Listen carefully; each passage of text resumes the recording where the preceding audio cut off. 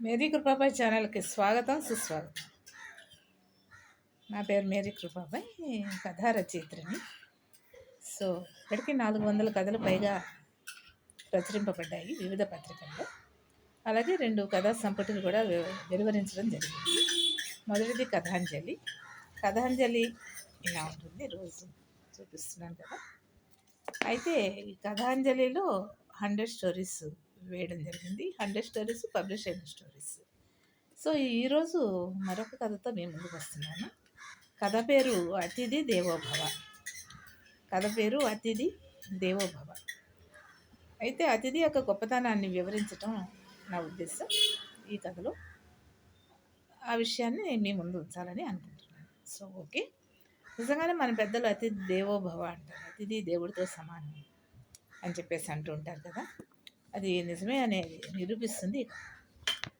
అయితే ఇందులో పార్వతి అనేటువంటి క్యారెక్టర్, ఫస్ట్ స్టార్టింగ్లో పార్వతి అనేటువంటి క్యారెక్టర్ మార్నింగ్ టైము తను కిచెన్లో టిఫిన్ రెడీ చేస్తూ ఉంటుంది. ఇంతలో కాలింగ్ బెల్ మోగుతుంది. కాలింగ్ బెల్ మోగగానే వెళ్ళి డోర్ తెరుస్తుంది పార్వతి. ఎదురుకుండా ఎవరో అపరిచితమైనటువంటిది వ్యక్తి, వయసు 50 ఏళ్ళు అలా ఉంటాయన్నమాట. అతని వైపు చూస్తుంది, పరిశీలనగా చూస్తుంది. ఎవరో ఏంటో తెలియదు అని అనుకుంటుంది. ఎప్పుడు చూడలేదు కదా అని చెప్పేసి అనుకుంటుంది. ఎక్కడ చూసిన జ్ఞాపకం కూడా లేదే అని అనుకుంటుంది అనమాట. మీరు ఎవరండి అని చెప్పి గుర్తు చేసుకోవటానికి ప్రయత్నిస్తున్నట్టుగా ఉంటుంది. అంటున్నప్పుడు అతను, అదే అమ్మా నా పేరు కుటుంబరావు, 25 ఏళ్ల క్రితం హైదరాబాద్లో మేము పక్కపక్క పోర్షన్లో ఉండేవాళ్ళము అని చెప్పేసి అంటాడనమాట తను. తర్వాత ఇప్పుడు వేరే ఊరికి వెళ్ళిపోయానులే నేను, ఆ తర్వాత వేరే షిఫ్ట్ అయిపోవడం జరిగింది, నన్ను నువ్వు గుర్తుపట్టలేదా అని చెప్పి అడుగుతాడు. అయితే లేదనండి అన్నయ్య గారు, మిమ్మల్ని నేను అయితే గుర్తుపట్టలేదు అని చెప్పేసి అంటాడు. ఏం లేదమ్మా, ఇప్పుడు ఈ హైదరాబాద్ ఎందుకు వచ్చానంటే నాకు 2 రోజులు పని ఉంది ఇక్కడ. అయితే ఈ 2 రోజులు పని ఉంది కాబట్టి నేను ఎక్కడ ఉండాలో తెలియక మీరు నాకు గుర్తున్నారు కదా, అంటే మీ ఇంట్లో ఉండడానికి వచ్చాను నేను డైరెక్ట్గా చెప్పేస్తాను. అయితే 2 రోజుల తర్వాత వెళ్ళిపోతాను అని చెప్పి ఉంటాను ఇక్కడ 2 రోజులు అని చెప్తాడు. అయితే పార్వతి మనసులో ఏమనుకుంటుందంటే, ఈయన 2 రోజులు ఇక్కడ ఆతిథ్యం స్వీకరిస్తే ఎంత ఖర్చు అవుతుంది, ఎంత ఆయనకి హెల్ప్ చేయాలి, ఎంత చాకరీ చేయాలి అనేది మనసులోనే అనుకుని వెంటనే ఎలా అయినా ఆయన తప్పించుకోవటానికి ట్రై చేసి సారీ అండి అన్నయ్య గారు, ఈయన లేరు, ఈయన క్యాంప్ వెళ్ళారు, నేను మా పాప స్వప్న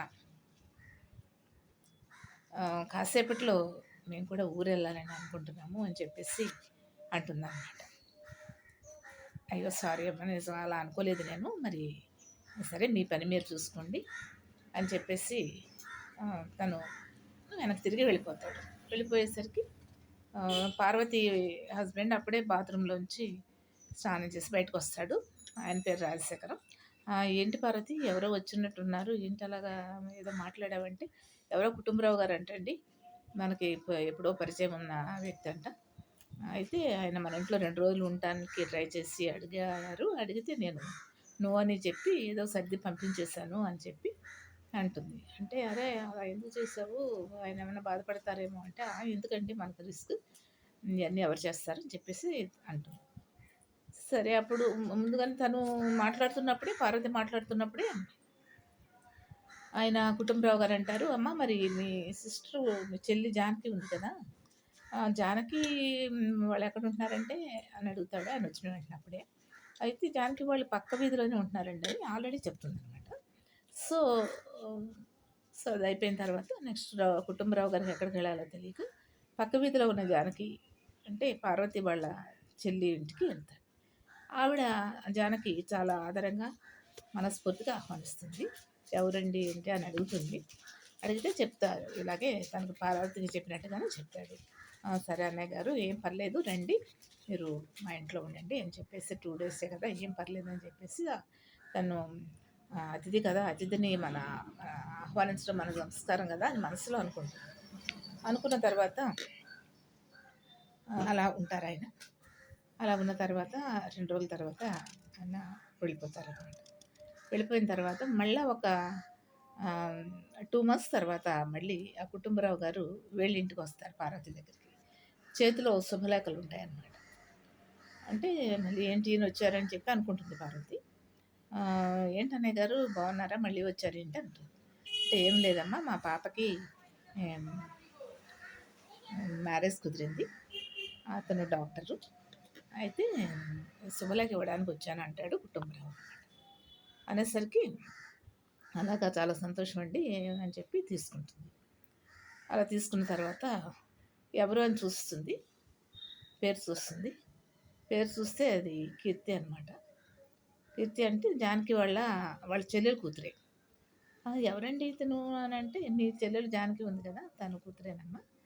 అయితే ఏంటంటే, నేను ఆ రోజు మీ దగ్గర నుంచి వెళ్ళిన తర్వాత జానకి నేను మాటల్లో పాపకి మ్యారేజ్ స సంబంధాలు అవి చూస్తున్నారన్నట్టు తెలిసింది. అప్పుడు నేను మా అబ్బాయి గుర్తొచ్చి నాకు వెంటనే వాళ్ళ మర్యాదలకి వాటికి ఇంప్రెస్ అయ్యి నేను ఈ సంబంధం మీ చెల్లెలు కూతురిని నేను కుదుర్చుకోవడం జరిగింది. అది ఈ శుభ సందర్భంగా మీకు శుభలేఖ ఇవ్వడానికి వచ్చాను" అని చెప్పేసి ఇచ్చేసి వెళ్ళిపోతాడు. అప్పుడు ఒకసారిగా పార్వతికి ఒక రకమైన జ్ఞానోదయం అవుతుందనమాట.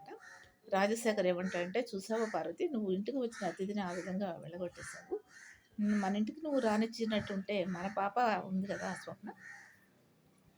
అయితే మన మన అమ్మాయికి అతను జానకి వాళ్ళ అమ్మాయి కంటే మన అమ్మాయి ఇంకా క్వాలిఫైడ్, ఇంకా అందంగా ఉంటుంది కదా! అలాగా తను మన అమ్మాయికి మ్యారేజ్ సెట్ అయ్యేది కదా! అది వచ్చిన అతిథిని నువ్వు ఆ విధంగా వెళ్ళగొట్టడం వలన మనకి అందవలసినటువంటి శుభం అందకుండా పోయింది. ఇటువంటి పనులు మనం చేయకూడదు.